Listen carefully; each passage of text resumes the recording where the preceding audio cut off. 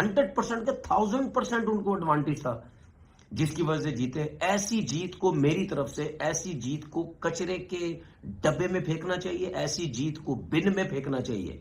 ये कोई जीत नहीं है भाई। रोहित शर्मा और विराट कोहली, इनका बड़ा अमल दखल है इनकी टीम बनाने में और उनके यंगस्टर्स को ग्रूम करने में और खड़ा करने में।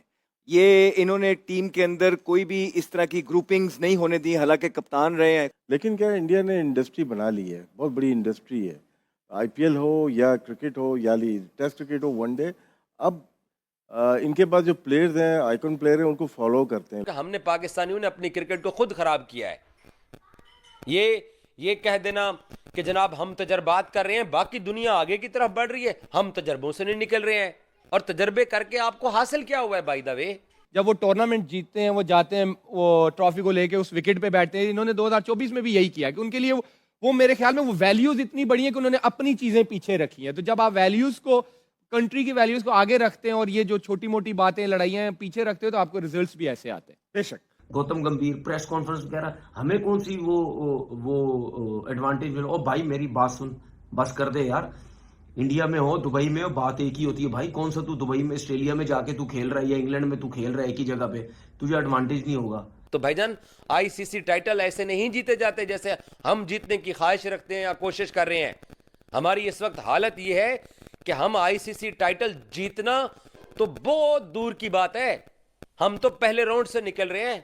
भाई खुश है इंडिया, यही चीज तो चाह रहा था जयशाह, उसको यही चाहिए था कि बस हम लोग किसी तरीके से चैंपियन ट्रॉफी का फाइनल जीत जाए, और वो जीत गए।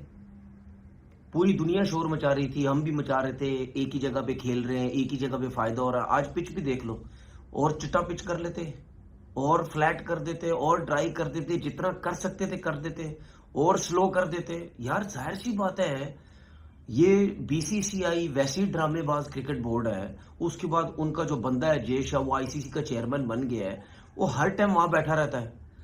ठीक है, तो जाहिर सी बात है उसकी टीम ने जीतना ही है ना फाइनल। ये अभी की बात तो नहीं है ना, जिस दिन से ये हाइब्रिड की बात हो रही थी, उसी दिन से सब कह रहे थे कि ये जीतेगा जीतेगा जीतेगा। गलती तो क्रिकेट बोर्ड्स की है, जिनके लोग और जो न्यूज़पेपर पे लिख लिख के अब कह रहे कि जी इंडिया को फायदा होगा, इंडिया को तो फायदा हो रहा है। तो भाई उस टाइम की आंखें बंद थी, है मुंह पे जिप लगी हुई थी, बटन थे आंखों में, दिमाग काम नहीं कर रहा था जब बोली जा रहे थे कि नहीं जी इंडिया को बहुत ज्यादा फायदा होगा। अब इंडिया, ये दुबई में जितने भी मैच खेले गए, कितने रन बने यहाँ पे? एक मैच मुझे बता दो किसी में 300 रन बना हो, 280 बनाओ, 290 बनाओ, एक मैच मुझे बता दो। और पाकिस्तान में तो 350 रन बन रहे थे। अभी यही जितने बैट्समैन हैं जो सारे पाकिस्तान में खेलते रहे और जाके इंडिया के साथ खेले, वहां कितने बैट्समैनों ने कितनी परफॉर्मेंस दे दी। मैंने इसीलिए तो बोला ना, 250 रन यहाँ अजाब बना हुआ था दुबई में रन करना। ठीक है, तो अगर इंडिया जैसी टीम के खिलाफ अगर आप 250 भी करेंगे, तो वो कहीं ना कहीं तो चेस कर जाएगी ना। हर मैच में देखो उन्होंने चेस कर ही दी है ना, बॉल टू बॉल, बेशक बॉल टू बॉल उन्होंने चेस। उनकी बैटिंग लाइन बहुत बड़ी है, इंडिया की जो बैटिंग लाइन है उसमें 250 रन थोड़ी आप रोक सकते हैं। जिससे रोहित शर्मा ने आज ऊपर से मारना शुरू किया है, ठीक है, 10 ओवर इतने अच्छे हो गए, तो वो कितना रोकोगे आप उनको, कितना रोकोगे? उसके बाद वो जब आपको बैटिंग करवाते हैं, उसकी चाहे बैटिंग पहले करें आप या बाद में करें, वो मुश्किल में डाल देते हैं। जाहिर सी बात है, दुबई की जैसी पिचेस पे वो 4-4 स्पिनर जब खिलाएंगे, बेशक उनका बॉल बहुत ज्यादा ब्रेक ना हो, लेकिन उनकी विद इन स्टंप बॉलिंग, उस ऐसी पिचेस में बॉल रुक के आता है, स्लो भी आता है, वो आसान नहीं होता है। ऐसा नहीं है कि बिल्कुल ही सीधा आ रहा था, ब्रेक हो रहा कहीं ना कहीं, तो ये इजी नहीं होता। उनको तो 100% के 1000% उनको एडवांटेज था, जिसकी वजह से जीते। ऐसी जीत को मेरी तरफ से, ऐसी जीत को कचरे के डब्बे में फेंकना चाहिए, ऐसी जीत को बिन में फेंकना चाहिए। ये कोई जीत नहीं है भाई, ये कोई जीत नहीं है। बाहर निकलते तो पता चलता। पाकिस्तान तो खेलते नहीं आके, चमचे बने हुए हो, सबके हीरो बने हो, वो जी बाहर रह के बस जीत रहे हो। गौतम गंभीर प्रेस कॉन्फ्रेंस वगैरह, हमें कौन सी वो एडवांटेज मिले? ओ भाई मेरी बात सुन, बस कर दे यार। इंडिया में हो, दुबई में हो, बात एक ही होती है भाई। कौन सा तू दुबई में, ऑस्ट्रेलिया में जाके तू खेल रहा है या इंग्लैंड में तू खेल रहा है, एक ही जगह पे, तुझे एडवांटेज नहीं होगा। सही है, तो बात सीधी सीधी ये है, आप क्रिकेट बोर्ड्स को तगड़ा आना पड़ेगा इनके खिलाफ। ठीक है, ये पैसे के चक्कर में, इन चीजों के चक्कर में हर किसी को दबा के रखा हुआ है। ऐसा थोड़ी होता है। ये कौन सा टूर्नामेंट है भाई, ये मतलब सारी टीमें पाकिस्तान में खेल रही हैं। और अब मुझे एक बात बताओ, यही न्यूजीलैंड के प्लेयर थे ना, पाकिस्तान में कैसी क्रिकेट खेल रहे थे?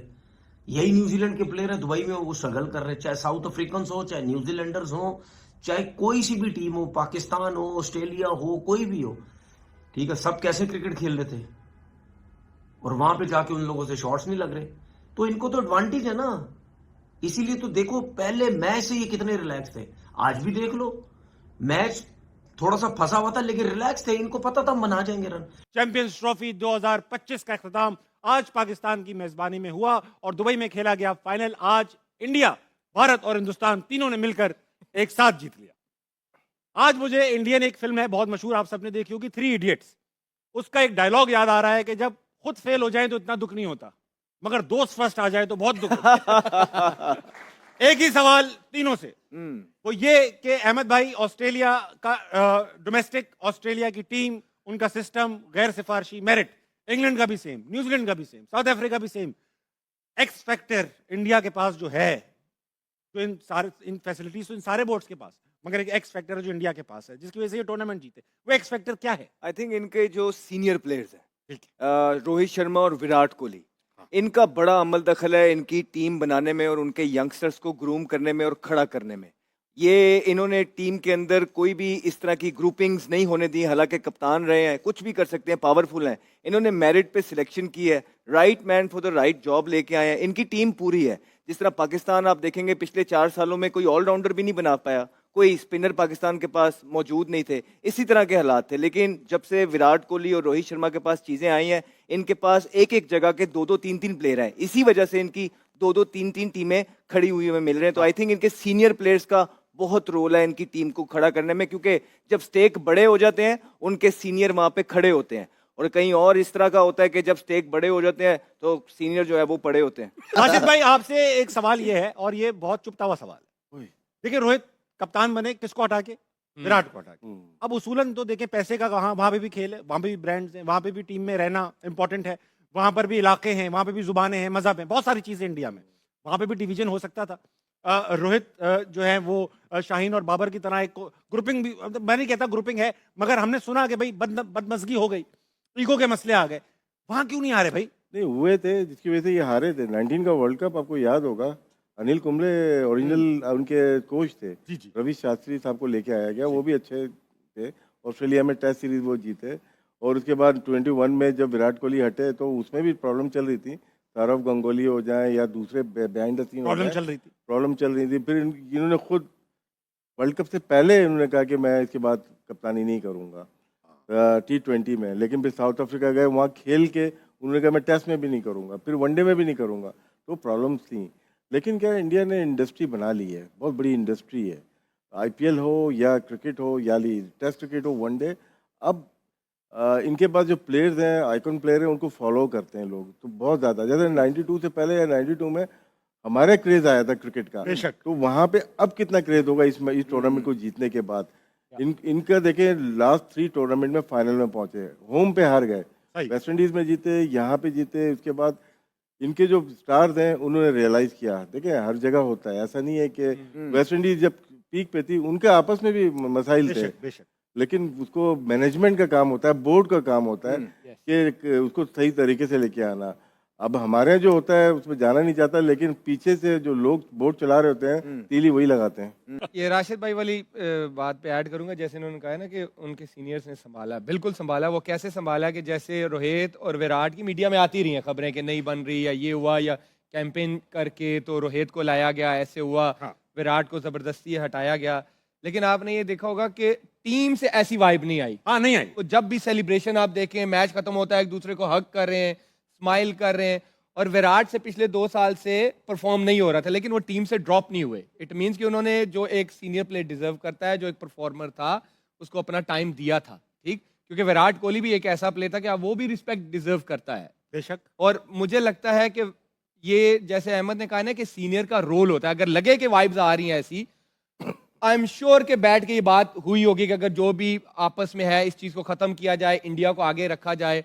और उन्होंने, मुझे लगता है कि वो साबित भी किया। अगर आप देखें, जब वो टूर्नामेंट जीतते हैं, वो जाते हैं, वो ट्रॉफी को लेके उस विकेट पे बैठते हैं। इन्होंने 2024 में भी यही किया कि उनके लिए वो मेरे ख्याल में वो वैल्यूज़ इतनी बड़ी हैं कि उन्होंने अपनी चीज़ें पीछे रखी हैं। तो जब आप वैल्यूज़ को कंट्री की वैल्यूज को आगे रखते हैं और ये जो छोटी मोटी बातें लड़ाइयाँ पीछे रखते हो तो आपको रिजल्ट्स भी ऐसे आते हैं। बेशक। बाकी मैं तमाम टीमों को चलो मार्जिन दे देता हूं कि वो एक ही मैच खेले और उस मैच के अंदर वो हार गए, लेकिन न्यूजीलैंड तो दूसरी दफा जा रहा था। तो अब फिर ये बहाना, एडवांटेजेस एक टीम अपने पास रख के बैठी हुई थी, वो एक सेपरेट मसला है, लेकिन न्यूजीलैंड को तो एहसास था। तो इसका मतलब ये हुआ कि इंडिया ने न्यूजीलैंड को चैलेंज करके स्पिन कंडीशन के अंदर चैंपियंस ट्रॉफी के फाइनल में हराया। और फिर चैंपियन वही टीम होती है जो चैंपियन बनना डिजर्व करती है। यही इंडियन टीम 2023 के वनडे वर्ल्ड कप के अंदर, मैं अक्सर एक मिसाल देता हूं और मैंने इस चैंपियंस ट्रॉफी से पहले भी कितनी दफा बोला कि इंडिया एशिया कप में जिस तरीके से खेला वो वनडे फॉर्मेट था, जिस तरीके से अपने मुल्क में होने वाला इंडिया वनडे वर्ल्ड कप खेला, तमाम मैचेस जीता, सिर्फ फाइनल हारा। तो उनकी वनडे की साइड बहुत मजबूत है। और भाई मुझे एक बात बताएं, आपकी वनडे की साइड क्यों ना मजबूत हो, आप एक ही कप्तान के साथ ट्रेवल कर रहे हैं, बाबर को आप हटा देते हो, शाहीन को बनाते हो, फिर आप अमेरिका वर्ल्ड कप खेलने जाते हो, आप बाबर को फिर कप्तान बनाते हो, और आप बाबर को आपने हटा के आपने रिजवान को बनाया, आज आपने रिजवान को T20 से हटा के आपने सलमान अली आगा को बना दिया। तो आप कैसे जीतोगे? कौन आपको जीतने देगा? गर्मियों में लोग इतनी बुनियाद नहीं तब्दील करते हैं जितने हम अपने कप्तान बदल देते हैं, जितने हम अपने ओपनर्स बदल देते हैं, जितने हम अपने चीफ सेलेक्टर्स बदल देते हैं, जितने हम अपने कोचेस बदल देते हैं। तो कौन आपको जीतने देगा? कैसे आप जीतोगे? आप दुनिया का मुकाबला इस भोंडे तरीके से करोगे जो पिछले 4-6 साल से पाकिस्तान गलतियां करता चला आ रहा है। आए रोज हर टूर्नामेंट के अंदर टीम बदल देना।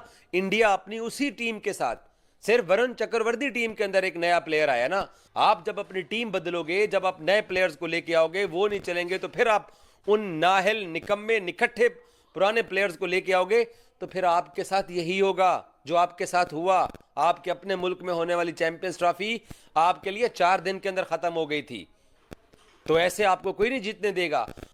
हम क्या करते हैं, हम जब तब्दीलियां करते जाएंगे, एक इवेंट के अंदर कुछ तब्दीली, दूसरे इवेंट के अंदर कुछ तब्दीली। अब इस चैंपियंस ट्रॉफी के अंदर हमारा कप्तान रिजवान था, मुझे नहीं पता एशिया कप में कप्तान कौन होगा।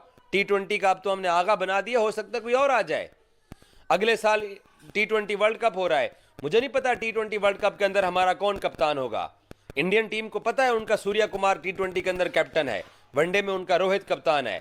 तो जब आप कंटिन्यूटी रखते हो, जब आप चीजों को लंबा लेके चलते हो, तो तब आपको रिजल्ट आते हैं। हमने पाकिस्तानियों ने अपनी क्रिकेट को खुद खराब किया है। ये कह देना कि जनाब हम तजर्बात कर रहे हैं, बाकी दुनिया आगे की तरफ बढ़ रही है, हम तजर्बों से नहीं निकल रहे हैं। और तजर्बे करके आपको हासिल क्या हुआ है बाय द वे? तो भाईजान ICC टाइटल ऐसे नहीं जीते जाते जैसे हम जीतने की ख्वाहिश रखते हैं या कोशिश कर रहे हैं। हमारी इस वक्त हालत यह है कि हम ICC टाइटल जीतना तो बहुत दूर की बात है। हम तो पहले राउंड से निकल रहे हैं और हम फिर भी तब्दीलियां करते जा रहे हैं, बदलते जा रहे हैं बंदे। ऐसे नहीं चैंपियन आप बनते। चैंपियन टीमें लंबा अरसा लेती हैं, नीचे गिरती हैं, फिर उठती हैं, उसके बाद जाके वो चैंपियन बनती हैं। प्लेट में रख के आपको कोई नहीं देता। जिस तरीके से देसी तरीके से हम अपनी क्रिकेट को चलाने की कोशिश कर रहे हैं, एक ही कप्तान है इंडिया का, उसने आज अपनी टीम को दूसरा ICC टाइटल जितवा दिया है। उनके वही स्पिनर्स, उनको एक्सपीरियंस दिया, उनके ऊपर वो ट्रस्ट करते चले आए। हेलो दोस्तों, आपने इस रिएक्शन वीडियो में देखा कि भारत की जीत से, या यूं कहें कि इंडियन टीम के चैंपियन बनने से दुनिया का सबसे दुखी इंसान, जिसको सबसे ज्यादा तकलीफ हुई है, वह कोई और नहीं बल्कि तनवीर अहमद है। क्योंकि इस बंदे को हर बार की तरह इस बार भी मुंह की खानी पड़ी है। टूर्नामेंट शुरू होने से पहले यही बड़बोला तनवीर अहमद एक टीवी शो में बैठकर कह रहा था कि मैं लिख कर देता हूं कि इंडियन टीम चैंपियन ट्रॉफी के पहले राउंड से ही बाहर हो जाएगी और सेमीफाइनल तक में भी नहीं पहुंचेगी। इसीलिए आज जब टीम इंडिया वर्ल्ड चैंपियन बनी है तो इसको जोरदार चाटा पड़ा है। अब यह एडवांटेज और फेवरेटिज्म की बातें कर रहा है। इसको पता होना चाहिए कि इंडियन टीम ही अकेली ऐसी टीम है जो कि लगातार 3 ICC इवेंट्स के फाइनल में पहुंची है, जिसमें से 2 फाइनल अपने नाम किए हैं। वहीं एकमात्र ऐसी टीम है जो बिना कोई मैच हारे ही चैंपियन बनी है। दोस्तों, पाक मीडिया से रिलेटेड ऐसे ही मज़ेदार इंटरेस्टिंग रिएक्शन वीडियो देखने के लिए वीडियो को लाइक कर चैनल को सब्सक्राइब करके बेल आइकॉन प्रेस कर ली। जय हिंद।